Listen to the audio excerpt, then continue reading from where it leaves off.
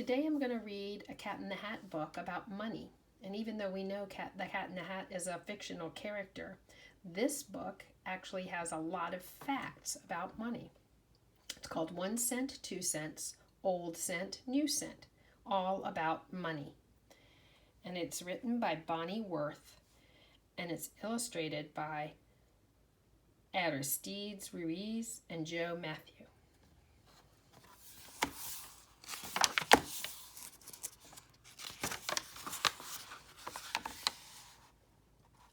I am the Cat in the Hat. And you know something funny? We're about to have fun learning all about money. Where does it come from? Can you answer that, please? I'll give you a hint. It does not grow on trees. Just 1 penny each it will cost you to see the Museum of Money. Step up and pay me.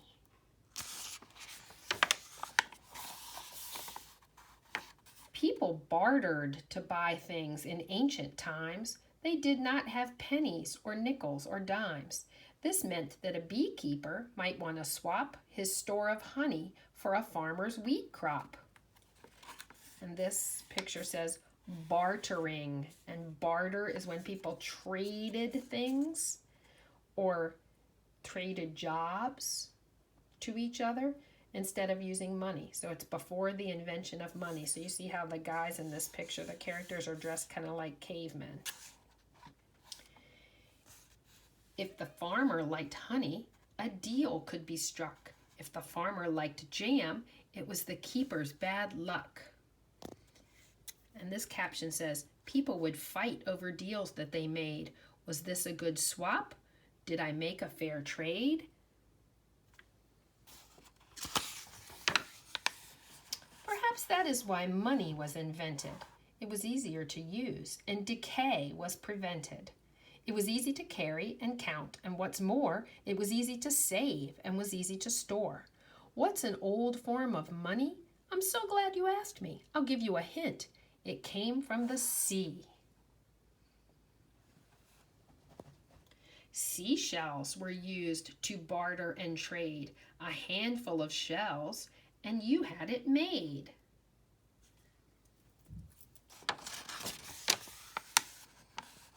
Feathers and eggs and leather and jade are some of other things from which money was made. But eggs could get scrambled and leather got dirty. Money needed to last and be solid and sturdy. Are you hearing the rhyming words in this book? Dirty and sturdy, even though they're spelled really differently. The way we say them makes them rhyme. So people mined ore, copper, silver, and gold. They melted it down, poured it into a mold. In the shape of a bar, those ingots were made. Folks hauled them around and would use them in trade. In the kingdom of Lydia, part of Turkey, you see, the Lydians made ingots in 900 BC. So a long, long time ago. Then someone in Lydia had a brainstorm. Make metal coins, a far handier form.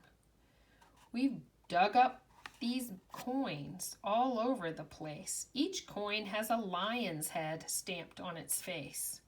The Lydians were sailors, and you may have read that's how the use of their coins might have spread. So they were using coins made out of metal, and then they traveled around. And so they think maybe that's how people in other places started to use metal coins. And see, there's the Cat in the Hat and the kids being archaeologists digging things up. Here is a fact I am happy to tell you. Folks other places began to make coins too. In China, the farthest of Far Eastern places, some coins shaped like cowries had lines on their faces. Other coins contained holes for a string to pass through, so coins could be carried together with you. A string of such coins added up to a cash. You tied up the string on a belt or a sash. And there's some little drawings of some old-fashioned money, some ancient money. In Greece, they stamped coins with various things, like a picture of Pegasus, the horse who had wings. This coin has an owl on its face, and my guess is it stood for Athena, the wisest goddess. Now, even today, some heads of state put their heads onto coins, like Caesar the Great.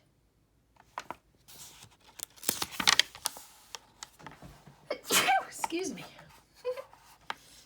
Here is a fact that we think is so neat.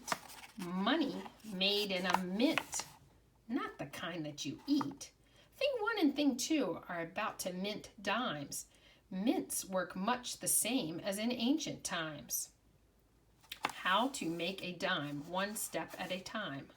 This is brought to you by Thing 1 and Thing 2. So now Thing 1 and Thing 2 are going to give you the steps for making money. Making a dime, actually. Number 1, heat metals together until they are hot and melted to goop inside of a pot. Step 2, pour goop in a cast, also known as a mold. Step 3, strike goop with an image before it turns cold. Step 4, remove from the cast. Oh, isn't this funny? Time to have fun with your new shiny money. Ancients kept money where they prayed and gave thanks. In this way, the temples became the first banks. To temple, you went to save or to borrow for as long as 2 years or as short as tomorrow. And then this little pink box says, interest is the name for the fee that you owe to the bank for the money they loan you, you know. When the money is saved in a savings account, the bank then pays you a smallish amount. The smallish amount that the bank pays to you is the interest you've earned, and it's only your due.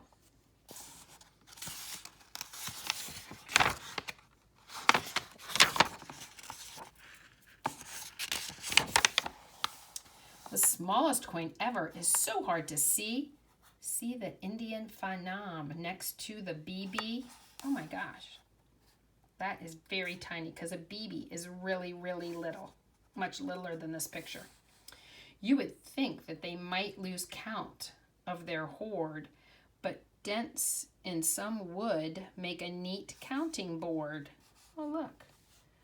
So they had a piece of wood with little dents in it, and then they could pile up the tiny, tiny coins. From the island of Yap come the heaviest ones, limestone coins 8 feet wide, each weighing 3 tons. Carrying these coins from some Yap ships sank. Could you fit a Yap coin in your piggy bank? Traveling to parts of the New World with me, here are some Spanish coins I would like you to see. Spain's explorers sent home from the New World as freight golden doubloons and pieces of 8. The most valuable coins in those parts were these. To steal them, some pirates sailed all 7 seas. American settlers minted coins such as these, stamped with the image of local trees. From money, the natives strung seashells and beads into belts of wampum for their trading needs. When it became a new nation and free, the United States minted its own currency. I have some with me. As you see, I have many. The kind that I have is the little red penny. It was made in the year 1793. Here's one that's a half-cent you might like to see. So back in the time of George Washington, they had coins that were 1/2 of a penny. Here is another one. It's also red. It's the penny we know as the Indian head. In 1909, that's the year I am thinking, we began to mint pennies with the face of Abe Lincoln.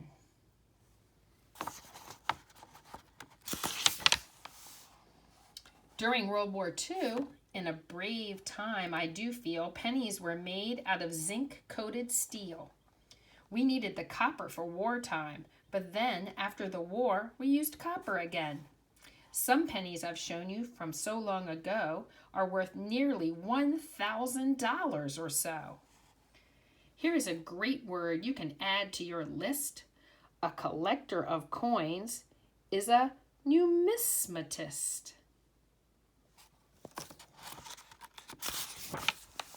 Pennies to dollars, we mint the whole range, but mostly we use all these coins to make change.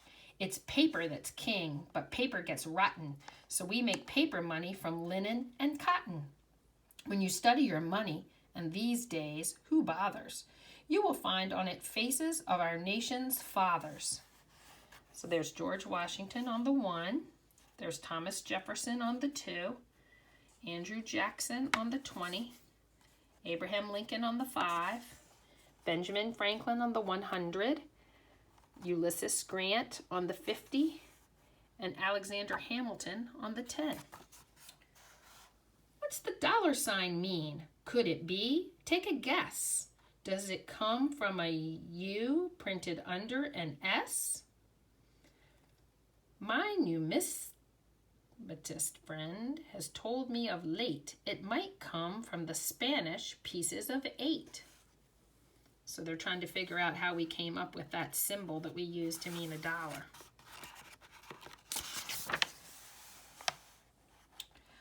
On the 10,000 bill, you will find the face of Abraham Lincoln's treasurer, Salmon Portland Chase.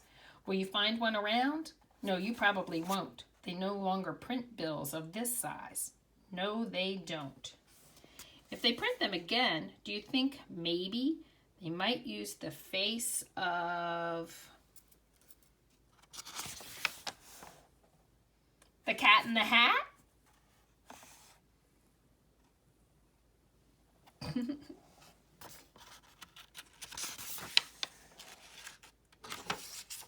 That's the end. So that's a silly book, but it does have some good facts about the history of money. And oh, look in the back. It has a glossary. So I'm so glad there's a glossary here because we can talk about it for a second. A glossary is like a mini dictionary. And then you think to yourself, what's a dictionary? Well, glossaries and dictionaries are special books or places in books where you can look up and find out what a word means. And they put the words in alphabetical order. That means ABC order, so they put all the A words first, and then the B words, and then the C words, all the way to Z. And you can see that they have some words in here that were in the book that you could look up if you wanted to know what they meant. So I see in here that they have the little word BB, or the initials BB, and it says a teeny tiny metal ball made to be shot from a gun. So if you were reading, when you were listening on that page where we talked about BBs and you were thinking to yourself, what is a BB? There you have it. You could look it up in the glossary. What if you wanted to look up this word, jade? Jade, it says it is a greenish stone used for carving. So these are all words that were in the book that the authors thought you might want to know what they meant. So you can check the back of a book that is nonfiction, and sometimes there will be a glossary that tells what words mean. I wonder if this book has it does, an index. We've talked about an index before in a nonfiction book. An index tells us where we can look up specific pieces of information. So if I wanted to know what page they talk about dimes, I would start at the beginning of the alphabet. I see those are A's, and I would work my way down till I got to the D words. And there's the word dimes, and look, it has 2 pages listed. So that means that this book talks about dimes on page 8, and it also talks about dimes on page 22. So if I was writing a report or wanted to learn about dimes and I didn't want to read this whole book, I could look right back here in the index and find the 2 pages I should look at, page 8 and page 22, to get some information about dimes. What about if I wanted to look up paper money? I'm going to take you over here in the index to the words that say paper money. Paper money. Look what it says right there about the pages. Do you see how it has a number and then a dash and another number? That means the word through. That dash means the word through. So it means that on page 36 through the page 39. So it's on 36, 37, 38, and 39. There's talk about paper money.